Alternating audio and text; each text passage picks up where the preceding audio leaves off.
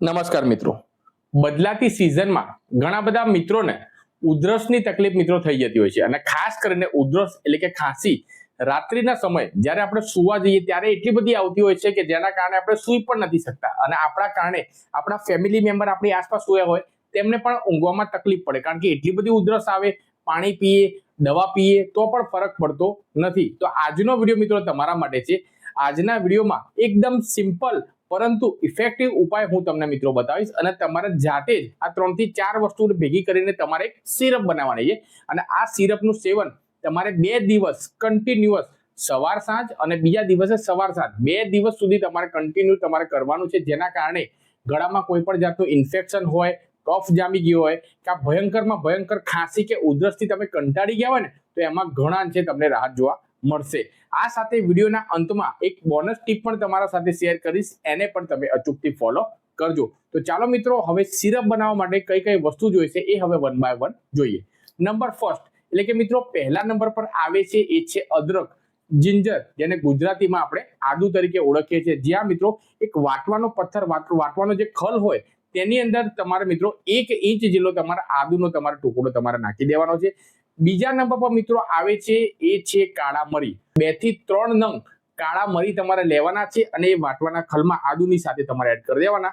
ત્રીજા નંબર પર મિત્રો આવે છે એ છે તુલસી. જ્યાં મિત્રો તમારા ઘરે તુલસીનો જે પ્લાન્ટ હોય તો નમન વંદન કરીને ત્યારબાદ તમારે 7 થી 8 પત્તા તુલસીના પ્લાન્ટના તમારે તોડવાના છે. ત્યારબાદ તમારે એ તુલસીના પાનને પણ તમારે વાટવાના ખલમાં તમારે એડ કરી દેવાના છે અને ત્રણેય વસ્તુ આદુ, કાળા મરી અને તુલસી બરોબર તમારે વાટીને એક પેસ્ટ તમારે બનાવી દેવાની. ત્યારબાદ નીચે એક કન્ટેનર તમારે લેવાનું, નીચે નાનો વાટકો લેવાનો અને જે પણ વટાયેલી ગયેલી પેસ્ટ છે ને એને ગળણી ઉપર તમારે રાખવાની. નીચે તમારે બાઉલ રાખવાનો, નાનો વાટકો રાખવાનો. એ પેસ્ટને તમે દબાવશો ને તો નીચે તમારું જે પ્રવાહી છે નીચે એ વાટકામાં એકત્રિત થઈ જશે. આ તમારી દવા સાહેબ થઈ ગઈ રેડી.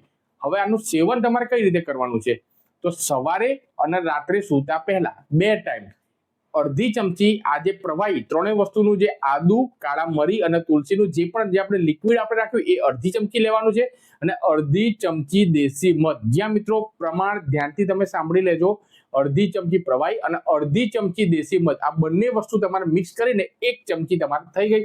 1 ચમચી સવારે પીવાની અને 1 ચમચી રાત્રે, એવું 2 દિવસ. આજે તમારે સવાર સાંજ પીધું અને બીજા દિવસે એટલે કે આવતીકાલે સવારે અને રાત્રે સૂતા પહેલા 2 દિવસ તમે પીઓ છો ને તો ગળામાં કોઈ પણ જાતનું ઇન્ફેક્શન હોય, ખાંસી થઈ ગયું હોય, કફ જામી ગયો હોય કે ભયંકરમાં ભયંકર ખાંસી ઉધરસથી તમે કંટાળી ગયા હોય ને તો માત્ર 2 જ દિવસમાં તમને સારું એવું પરિણામ જોવા મળશે. તો અચૂકથી તમે ટ્રાય કરજો. અને આ સાથે મિત્રો 1 થી 2 જે બોનસ ટીપ છે એને પણ હું જરૂર શેર કરવા માંગીશ, એને પણ તમે અચૂકથી ફોલો કરજો.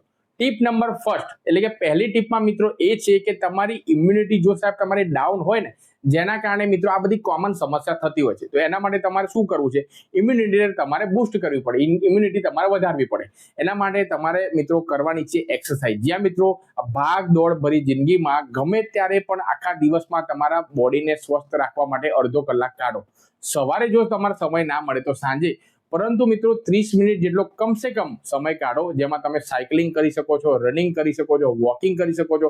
જો તમે યંગ હો તો તમે જીમમાં જઈ શકો છો, ઘરે યોગાભ્યાસ કરી શકો છો. ટૂંકમાં કોઈને કોઈ ફોર્મેટમાં તમારે એક્સરસાઇઝ કરવાની છે. જો તમારી ઇમ્યુનિટી તમારે બૂસ્ટ કરવી હોય, ઇમ્યુનિટી તમારી સ્ટ્રોંગ કરવી હોય અને ઘણી બધી બીમારીઓથી તમારે બચવું હોય તો મિત્રો હવે નિયમ બનાવી લો, અડધો કલાક કાઢો અને એક્સરસાઇઝ કરજો. ત્યારબાદ મિત્રો આવે છે ટીપ નંબર 2.